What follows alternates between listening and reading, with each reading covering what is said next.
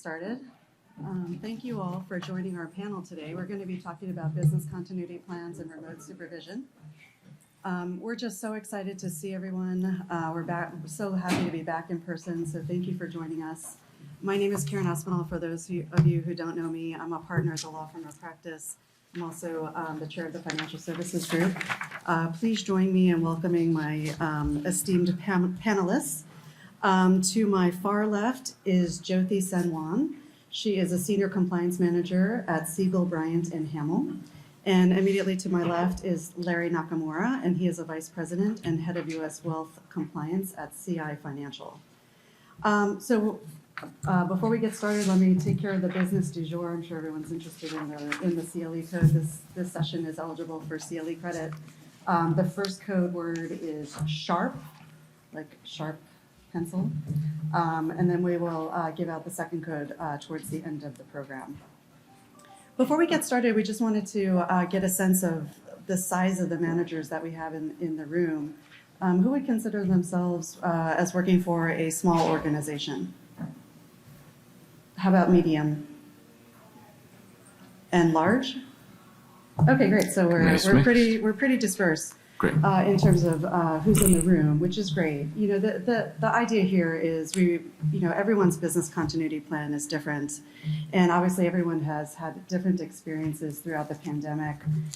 So we would love to just share ideas. If you have any comments, questions, anything that you'd like to share, please do raise your hand. If you're not comfortable sharing, through raising your hand, feel free to write any notes or questions on the cards that are on the table, and we'd be happy to take a look at those and respond to any questions that you may have. So as we get started, we just wanted to kind of lay out the regulatory framework as it pertains to business continuity plans.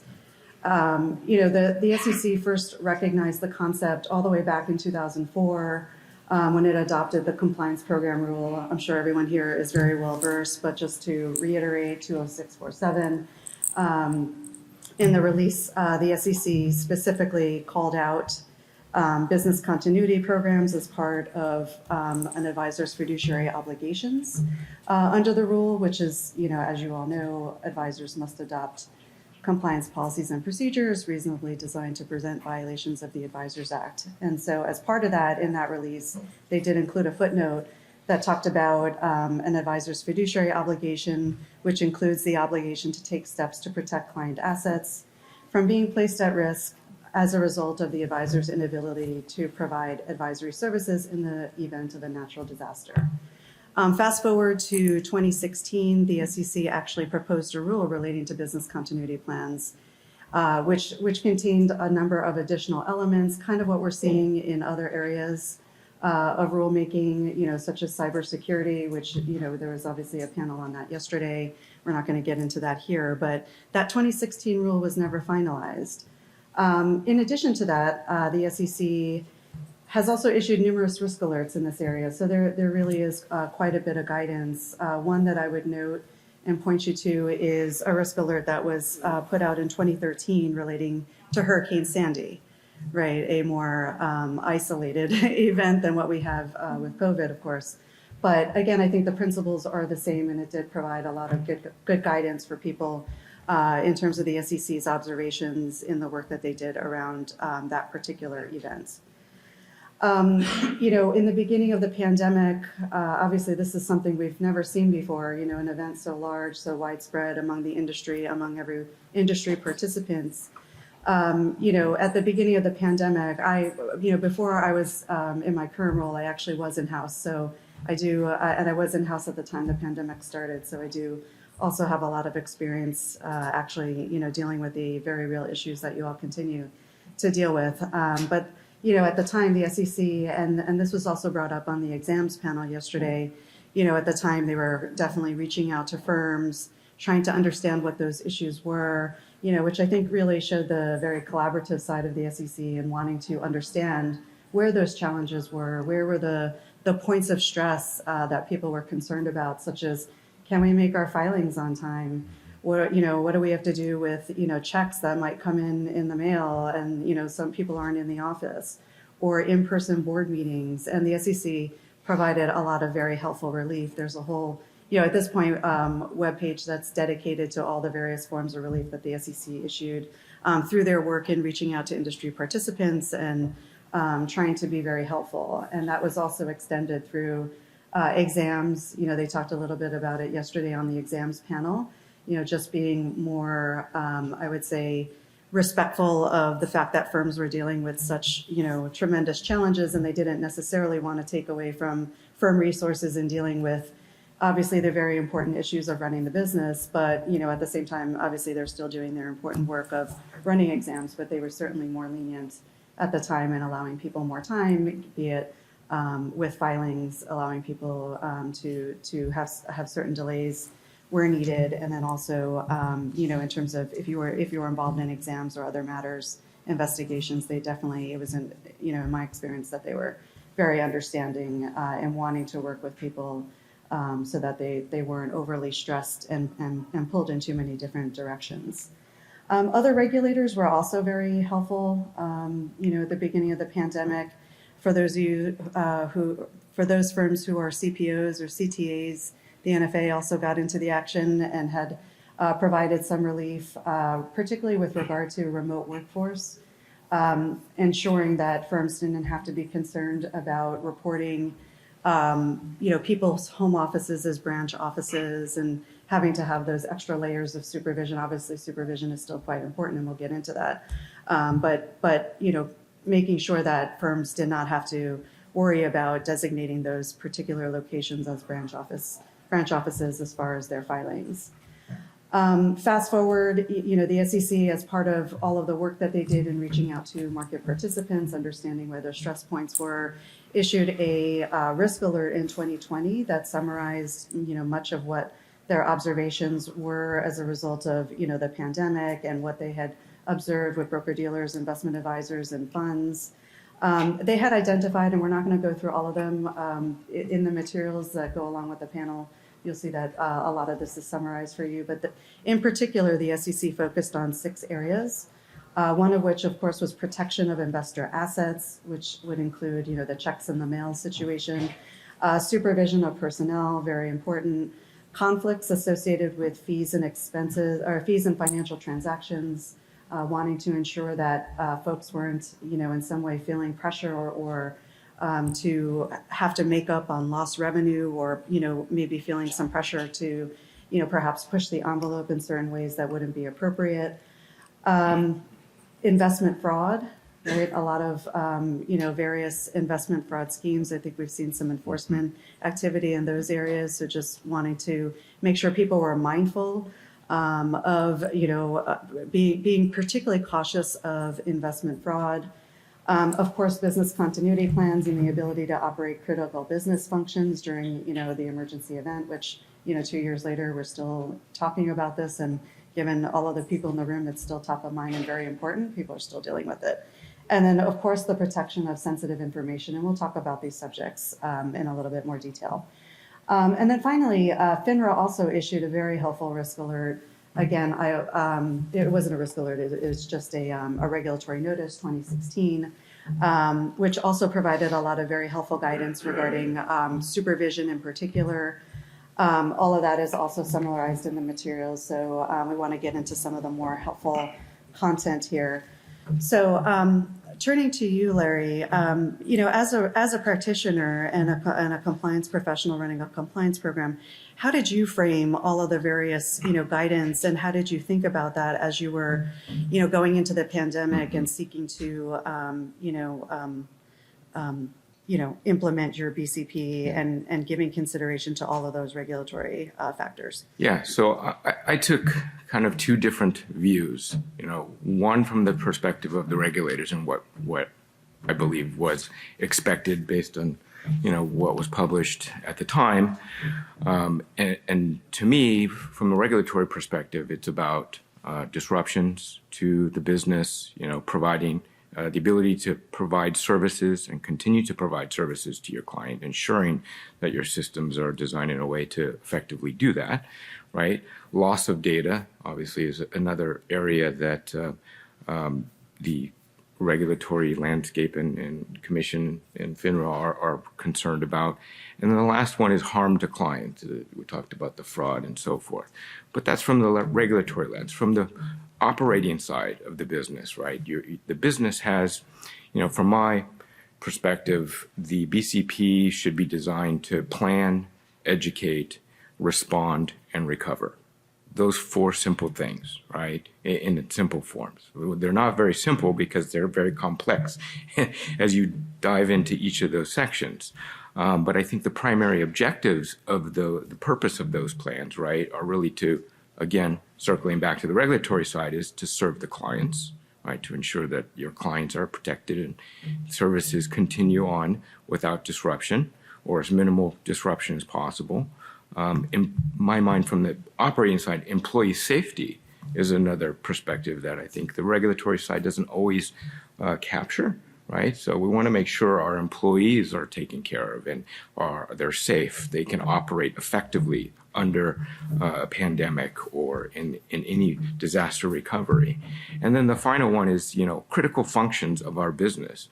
Can we continue those? Have any of them been compromised? Which lead to other conversations if they have, right? And what do we do about that?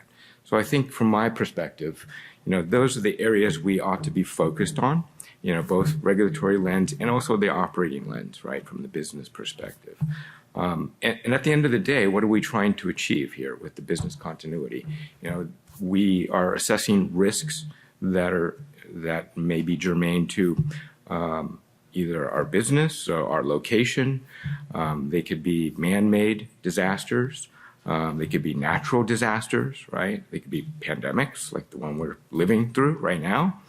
They could be technological as well, right? They could be a technology disaster where machines blow up, internet gets stuck and, jammed, and we can't get data and information to conduct business. We can't communicate with our counterparties, et cetera. Right? Those are real risks to our business, and we need to ensure that those continue. And then the last one is on the cybersecurity front, right? And I think these last two, both technology and cybersecurity, are going to be the next disasters that we really need to hone in on and think about, not just individually, but collectively. As, let's say, we're going through this pandemic, what happens if all of a sudden, because of what's going on in the Ukraine, right, communication systems are disrupted around the world? What do we do? And on top of what we're already dealing with, have we thought about the next disaster inside of a disaster, right? How do a pandemic within a pandemic, right? Yeah, a BCP event within a BCP exactly, event. kind of a compounded business continuity plan, if you will. Obviously, we can go on forever thinking about the possibilities, but I think some of these are actual real possibilities we ought to be thinking about. So that's from my perspective. We're going to skip and come back to the second slide, but I think one aspect of business continuity that is underrated is really governance. And that is, I'm sure everyone has experience with your internal business continuity plans, and we write everyone's name in, and people have to call, or there's an email alert, or what have you. People check in, but in terms of how you handle, when you think about COVID and how many areas of the firms that were impacted, and really where you needed, significant input from various departments, right? If you have a cyber event, right, that's going to be principally technology based, and it's going to be your technology departments, operational, maybe a few other people. But when you think about COVID and what happened in this particular situation, it was operations, it was human resources, it was technology. I mean, it was just, really across the firm. So how did you all approach, governance? And did you find that the governance that you had put in place worked well in light of the broad nature and scope of what the industry was encountering? Yeah, it's a great question. And I can give two different perspectives, because when the pandemic started, I was at a smaller firm. And through the pandemic, I ended up at a larger firm. So I kind of have the luxury of living through both of those and navigating through them successfully. On these, on the small business side, right, the smaller firm side, we had a business continuity committee, which I was the chair of. And, as the business continuity committee would meet, periodically, we'd think about, disasters, we'd test the plan, those sort of things. So we'd have that governance already in place. And as the pandemic started to unfold, we went to the executives, we made recommendations. And I don't think that's any different than how, in the large corporations at CI, how it was handled there, because we have a much larger structure there where we have a whole team, a huge team that belongs to the business continuity team. And then there's a crisis management team. So I think the crisis management team is probably more germane to mid-sized to larger firms, where these are really your, in my sense, the executive committee that's going to make the call on whether or not the disaster rises to a level where we need to put in place, affect the call tree, create communication pieces, communicate to clients, those sort of things, those tough decisions that you have to make, right? But you need to have some sort of structure in place in advance, because you don't want to be in the midst of this and have to figure it out. And maybe some of you may have had to have done that and survived. Obviously, we're all here still, and your firms are still operating, and life carries on. But I think the whole idea is to think about these things in advance and have a structure, both leveraging technology and human resources and capital at the same time. And so, the COVID just presented such a unique event in the industry, right? When you think about it, if you're a global firm, you could have one kind of response based on what the local conditions were at the time, whereas maybe you have a non-US affiliate that had very different situations going on in their local jurisdiction, which again, I think goes to governance, right? How do you all communicate? How do you make that come together? How do you make decisions? Who's making those judgments? How do you coordinate? But why was this really different, COVID? Yeah. Do you want to give some perspective on kind of what you guys encountered and how it was different from? Yeah, definitely. Thank you, Larry and Karen. So really, when COVID first started, we had already had, a pretty good BCP plan in place, but we didn't have something specific for the pandemic. And we had never done a 100% test. We'd never done a remote test with 100% of our employees.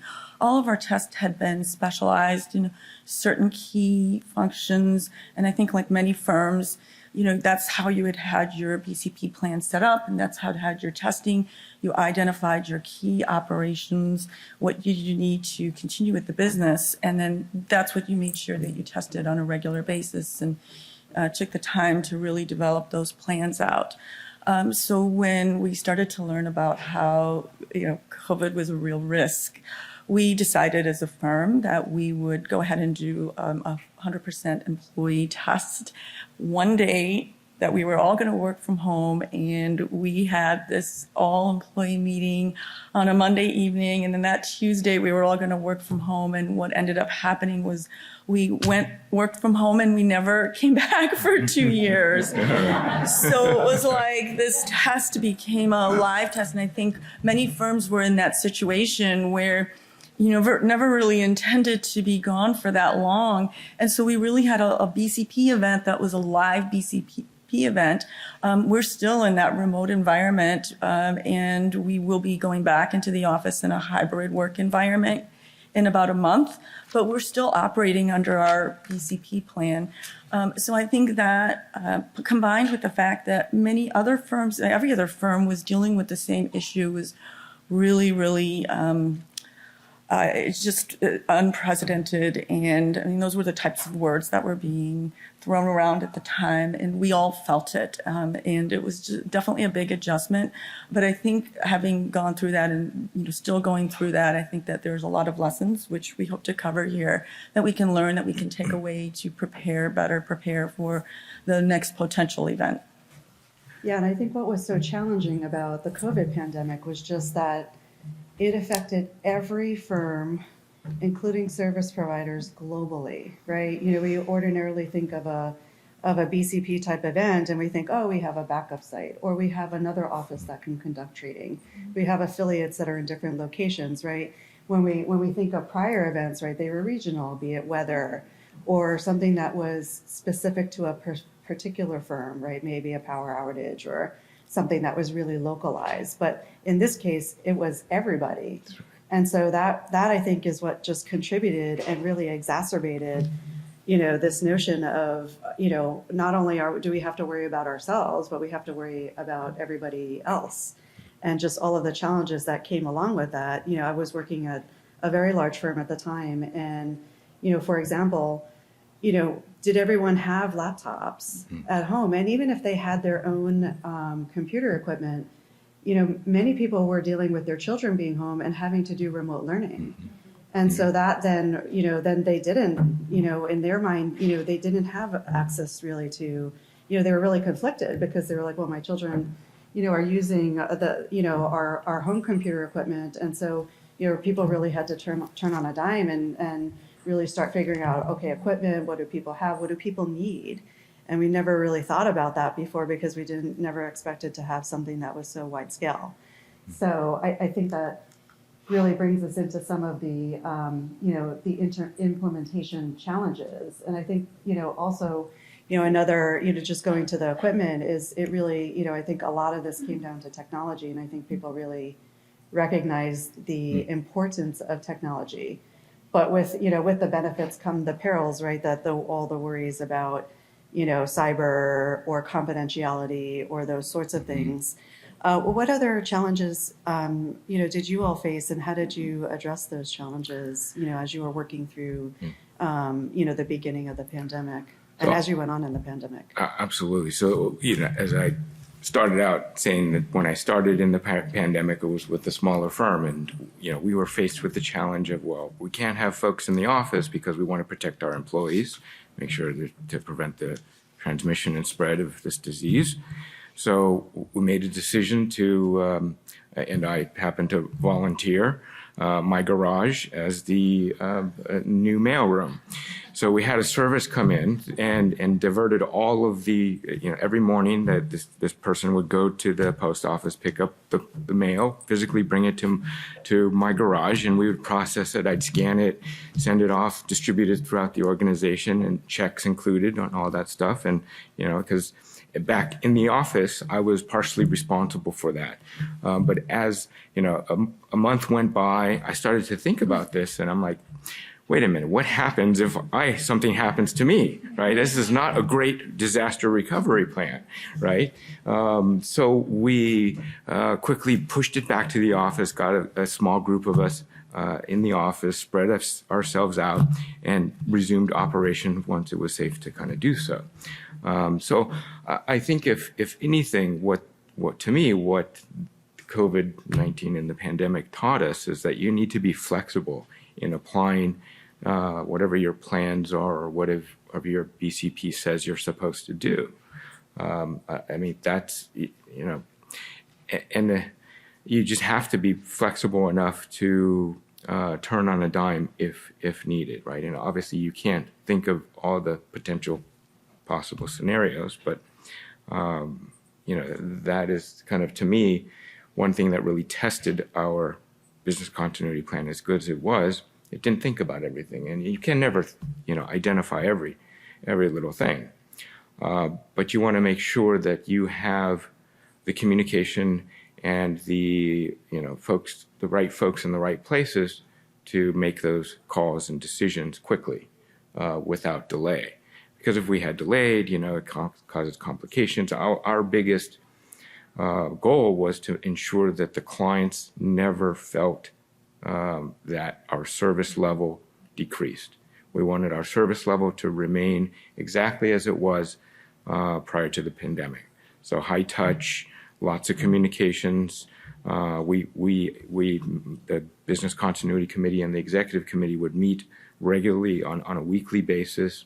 We'd hold town hall communications with our both clients, to increase communications, to give them some reassurance, obviously because of what was going on in the market.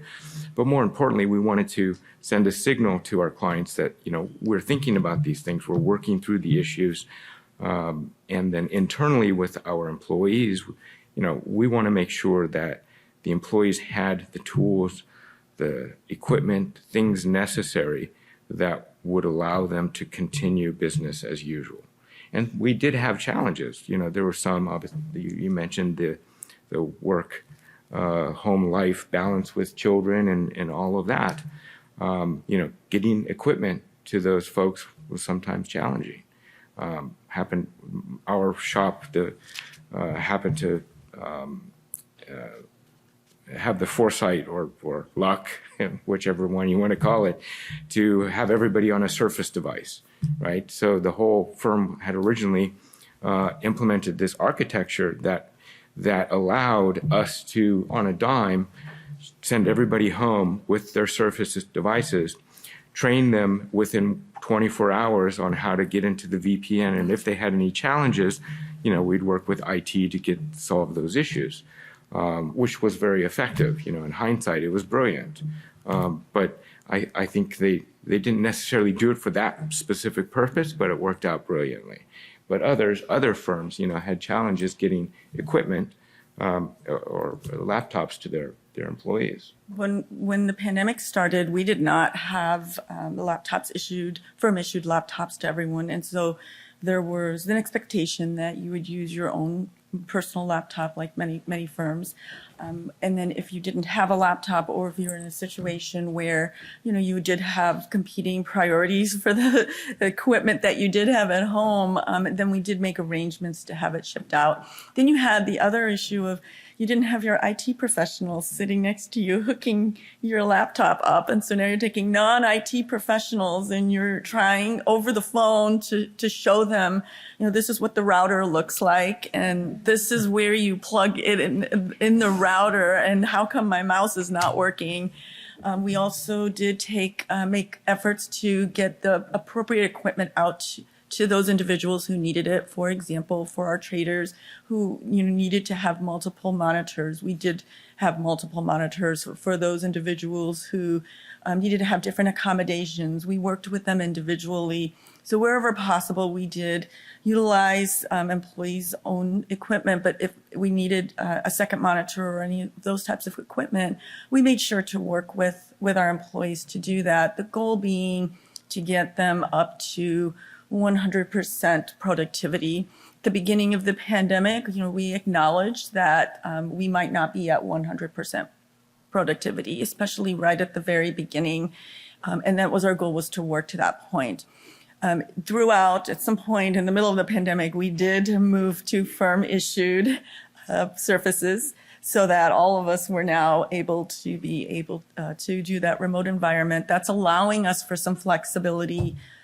Several things. One, flexibility in order to be able to have a continuing hybrid work environment. And the other is that our IT administration has more control over the security measures that they can push out to those firm-issued laptops. We're not relying on the individual home, the laptops, and then the VPN connection. We're able to do that now much more effectively. So that's been very successful.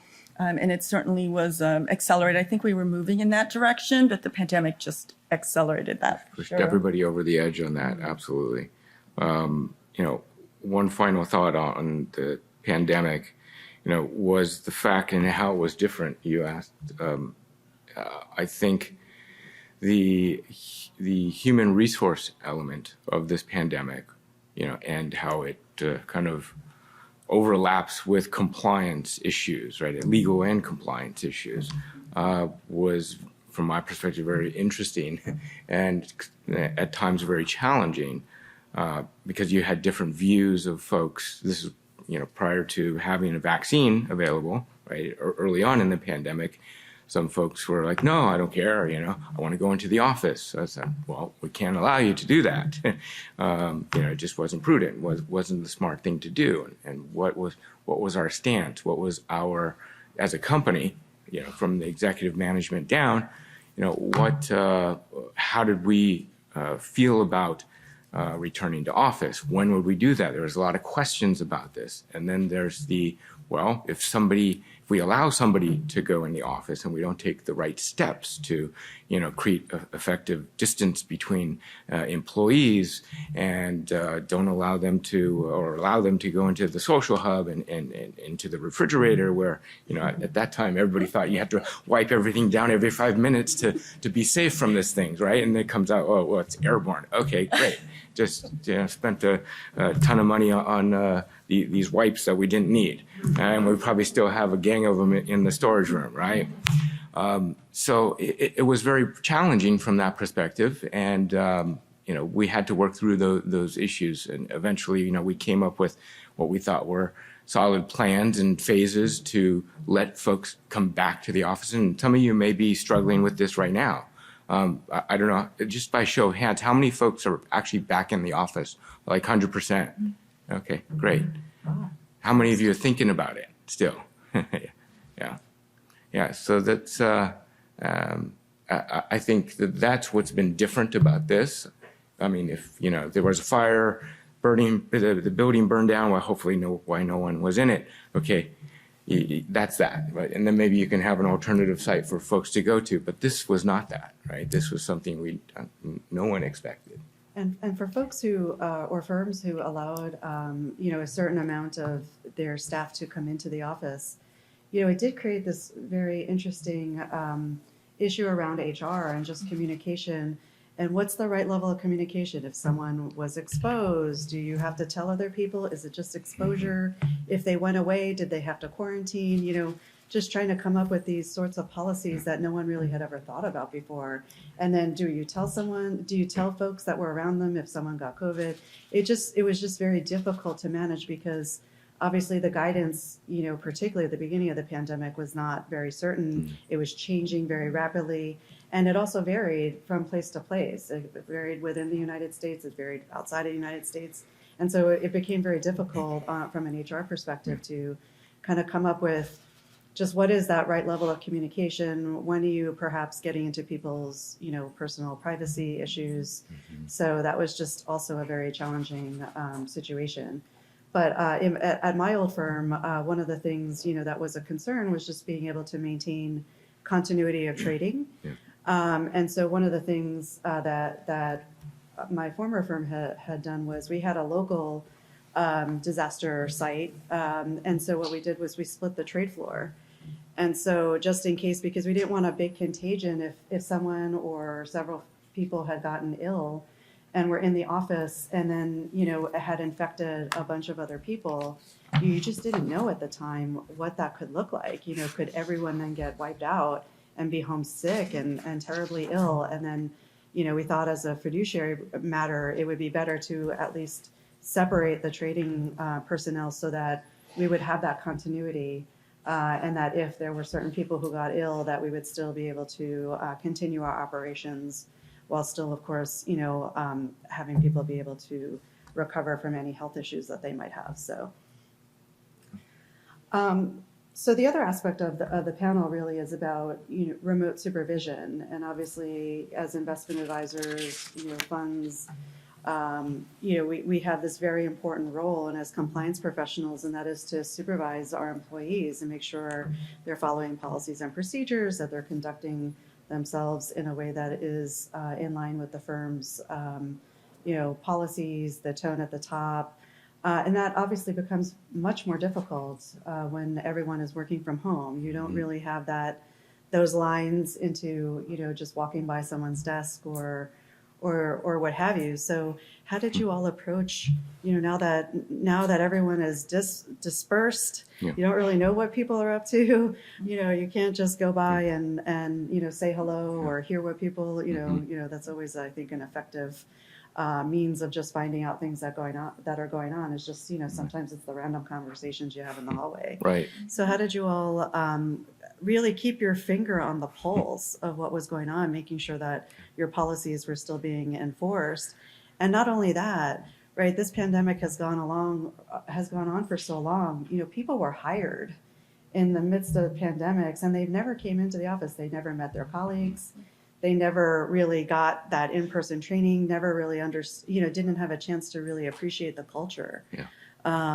So I think those were very interesting challenges that people face. There are some people that have still never met their colleagues after being working for a firm for over a year. It's really incredible. Yeah, it is.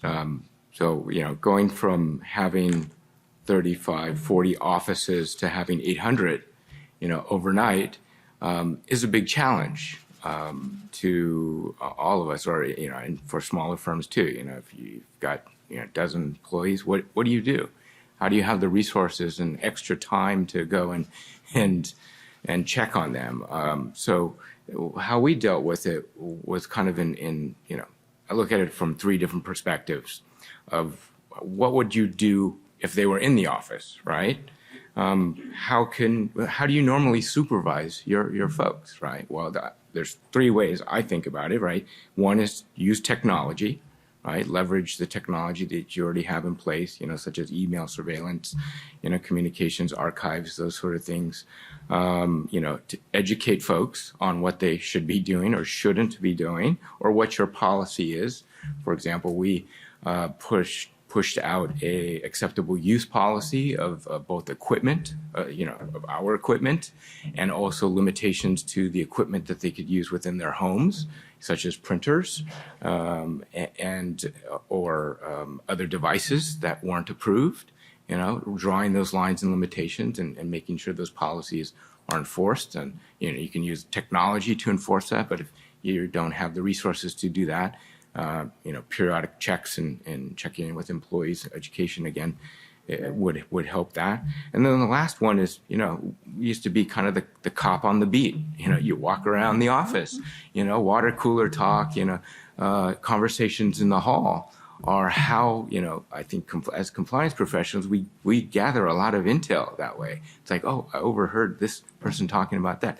Tell me more about that. Tell me about this new business line we're starting up here, or this investment this Bitcoin thing that you're interested in recommending to one of our clients. That's like, tell me more about that. That's kind of hard to do through Teams when you don't see them on a daily basis. So what we did was to have regular communications, kind of town halls with our employees. We also did events, like social events as well, to try to get folks to, come together, talk. And then in addition to all the kind of traditional technology means of supervision. But it's a difficult thing to do. I don't think there's one way to do it. I do know of some of our firms that kind of require their employees to kind of give a panned view with their phone of their office space, just so their compliance officers, feel comfortable with the environment or make recommendations. Oh, looks like your roommate has access. Looks like you're operating in the kitchen. Does your roommate have access to the screen? Will they hear conversations that you might have with the clients or with operations and sensitive matters, right? So those are the things I think we ought to be thinking about to effectively supervise. Yeah, as Larry mentioned about the walking around. When I first started in compliance, came to my first IAA meeting, I remember that was what we were told. Compliance professionals should not be sitting off in a corner by themselves, looking at policies and procedures. That they need to be walking around and interacting with everybody. In addition to just having that be good relationship building, so that when they have something that they want to bring up, you already have that pre-existing relationship with your staff, and that way they're more comfortable coming out to you, and you're not always just reaching out to them when you're on, when you have your cop hat on. And with the remote environment, obviously that was not possible anymore. And so I feel like the key tenets that we can really take with us in terms of lessons from the pandemic is, communication and creativity. And, normally you don't hear creativity with compliance, but really everybody has had to find creative ways to still be able to execute their responsibilities for supervising your firms and making sure that the policies and procedures are still being followed. So some of the things that I wanted to specifically talk about were just, first that out of sight, out of mind, and making sure that in an environment that is hybrid or even one where you have multiple offices is that you are visible. So make sure that you are not just simply called upon, once a quarter to talk to somebody about what's going on, and much more frequent and interim communications. So you're invited to more meetings, even if there doesn't seem to be a compliance aspect to that meeting, that you're still a participant, silent participant, but at least that way you have some exposure to what's going on, especially with new strategy discussions, new products, possibly expanding into different geographical areas, for example, or whatever that may be on the docket. In addition, in terms of supervising, really communicating and continuing to maintain those lines of communication open. And to that effect, what I believe something that was really effective at my firm was we had during the pandemic, it's called Water Cooler Wednesdays. And so it was an opportunity. It was just an open Zoom call that anybody could join in. No one was required to. The purpose being it just gave the same impression, the same types of access to different individuals in different parts of the firm that normally may not deal with each other, and then just to make it more cohesive. And so that was really effective. We did disband that because everybody has been Zoomed out. But I feel like in this hybrid and return to work environment, I feel like that's a lesson that we can take with us and utilize that even if we are physically in the office, especially if you have multiple offices as well. Definitely onboarding new employees has been challenging, and we've had several new employees that we've onboarded. We've had to have interviews over Zoom, didn't even meet the person in person. And we've had to do onboarding training through Zoom. One of the things that really worked well for us was actually recording Zoom meetings where we were able to if instead of writing down policies and procedures, which we all do when we're training different individuals all across the firm, by recording a Zoom meeting when you're going through a policy or procedure, you now also have the added benefit of having that visual on a computer. So someone's on their computer and they're actually going through the steps. And I think that's something that we didn't do before. Maybe some firms did that, but we certainly didn't. And we're now utilizing that as a training technique, especially for onboarding new employees.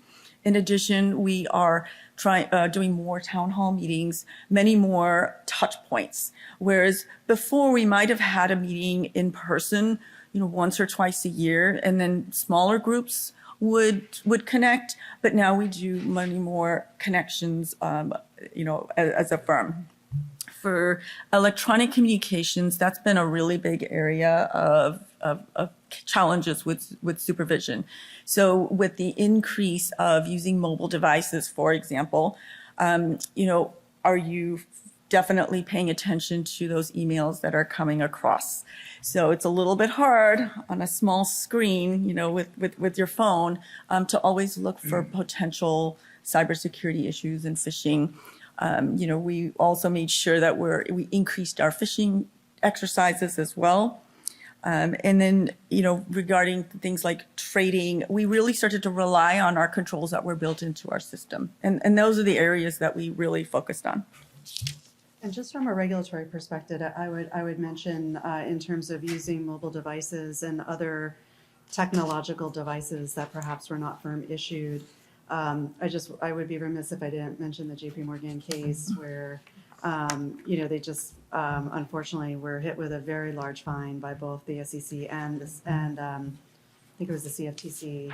They had a lot of employees that were texting, and I think everyone knows that capturing text messages is a very big challenge, and there's very little technology, at least that I'm aware of, that really facilitates that. And so, the SEC made it very clear they take the books and records requirements very seriously.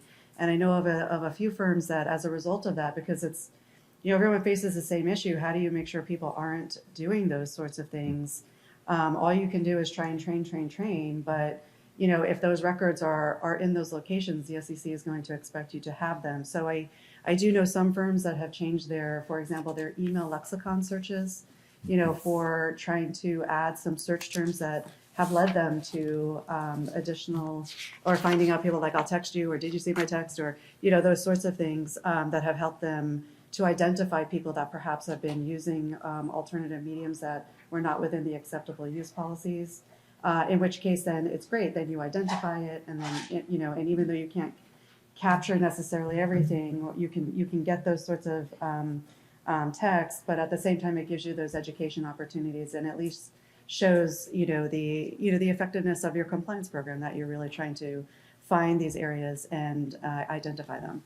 Question? Yes. Yeah, just curious if remaining minutes. At this point, what do you think is the minimum amount of verbiage in our policies and procedures that the SEC now expects, specifically with respect to remote work? What should we be looking for? I mean, because a lot of the things that we've done is good practice. We all know what we're doing. It's not that large a thing and all that, but I don't know how much of this has to be written down. So where do you think we've evolved now where to survive an exam, Right. what's the minimum do you think we need to have in terms of actual verbiage that describes all this? Yeah, I'll give my opinion, and then I would love to hear from the experts over here. But I have seen people put specifically together remote work guidelines. So while you may have, and I'm sure you all have, confidentiality and keeping data private and using acceptable devices and acceptable use policies, but kind of really targeting what is that guidance with respect to now working from home. So for example, it's like, it's kind of synthesizing the various policies and how they come together and how they impact working from home. So for example, we would expect for you to, if you're allowing people to print from home, that you would be keeping those things confidential, that we would be expecting you to continue to adhere to the acceptable use policy and using approved mediums and things of that nature. So I have seen firms put those, kind of a synthesizing of those things. Do you think an outline works, or are we talking 10 pages? I mean, I'm just like, No, I think where do we go with this? I think you can be high level, but it should have enough substance that will give the staff and your employees a good idea of what's expected, from an policy enforcement kind of perspective. And I think the staff is more focused on the cybersecurity concerns at this point, more so than, I don't want to say more than supervision, but I think the cybersecurity portions of and the controls you have in place are more important to them. If you can demonstrate that you have good controls from a corporate standpoint, from a company holistically, that are enforced automatically, you're better off. If you don't have automatic enforcement mechanisms, then, how do you could do that through written policies, such as, if you're going to use your home Wi-Fi, you have to change the password from 123 password, right, to something more, 20 characters long, mix of characters. These are the minimum level expectations. You're going to set up your computer in a place where it can't be viewed. You're going to have a clean desk policy at home. After you're done, you're going to put any printed materials away. Those should be all articulated in your policy, from my perspective. And I think that is probably all you need at this point. I don't think there's any expectation for anything more. And even if you didn't put a separate policy in place specific to, remote work, I would, as a compliance professional, at a minimum, I would want to have an analysis around, okay, what's different now that we're working in this remote environment, and how are we addressing that? So, for example, the checks and Larry in the mailroom, right? But I know that that's covered from a custody perspective, that we're getting the checks, and that we're doing what we're supposed to be doing with them. So at least I know as a compliance professional that, okay, here's what's different now that we're in this new environment. And I know, and I've addressed this with those that are responsible, and we have the controls in place, and I can demonstrate that to the staff, whatever way that is, be it through, we've had trainings we've done, or we have a policy, or just it could be in short email blurbs, right? That maybe you don't hit everyone with one, with one item, with 10 items at once, or making it more targeted to like, I've seen firms that did special procedures just for the trade floor for remote work and remote trading. A lot of firms don't permit remote trading for purposes of just, they want that done over the maximum secure network at work, and for the confidentiality, just like we were talking about before, or MMPI concerns if there are multiple people in a household that, that could potentially hear those things, all of this stuff. Yep. So real quick, we just have a few, let me give you by the way, the second code before I forget, sorry about that. Second code is NEST, N-E-S-T, NEST. What's the word? Nest, like a bird's Nest. Yeah. Okay, so just the last topic, we don't have a lot of time, is really third-party oversight, which, I think was just a huge challenge because everyone was really focused on making sure that their business continuity plans were effective and working as intended, and that the firm was not having any lapse or breaks in the operational processes, et cetera. But it really raised a lot of issues around, how much have we tested our connectivity to our service providers? And when we did so, we certainly didn't imagine that all of their customers would also be in a remote environment. And I'm sure they were getting 1 million calls from all of their customers. And, how much did we test that? I don't know, how do you think about that going forward? If you onboard a new vendor now, if they're a critical vendor, do you plan for this? Do you start doing remote tests up front?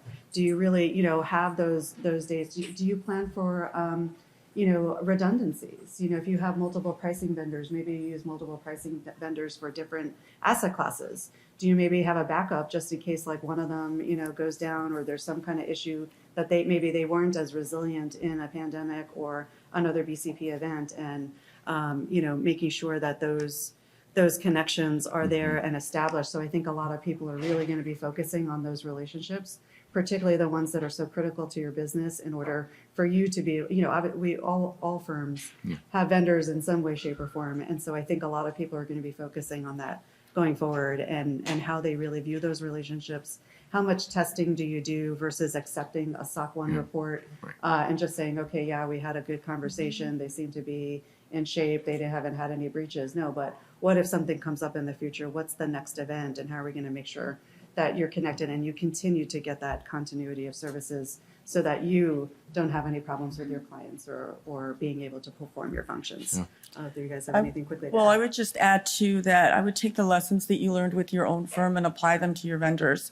So a couple of things that we learned for sure was how important remote access capability really is. And now, do your vendors have that same remote access capability? Have they planned for all of these scenarios that we're dealing with? How important, CASB Cloud Access Security Broker services are now that we may be relying more heavily on a remote cloud service providers, as well as the importance of,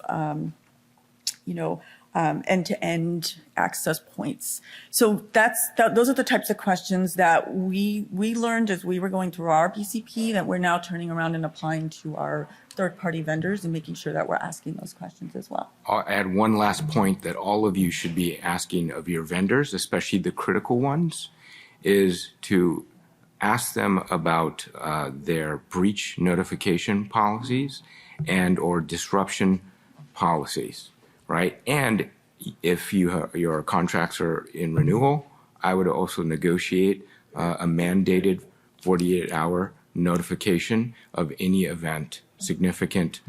I wouldn't even put the word material in there. I would just say any sort of disruption to services or server switches as well, because this is a question that I received in an examination from one of our registrants during a SEC focused exam on cybersecurity. They wanted to know if we had been notified that our servers got switched from one Amazon Web Service to another. So it's that level of detail that they are looking at on the cybersecurity side. But I think this dovetails into business continuity because we want to know when those disruptions happen because they could affect us in some way, shape, or form, and we should be aware of it, from compliance. Well, thank you all so much for your attention. I really appreciate it. Thank you to our panelists. We Yes, thank appreciate you. your insight. Thank you, everybody. Have a good rest of your day. Thanks for sticking around.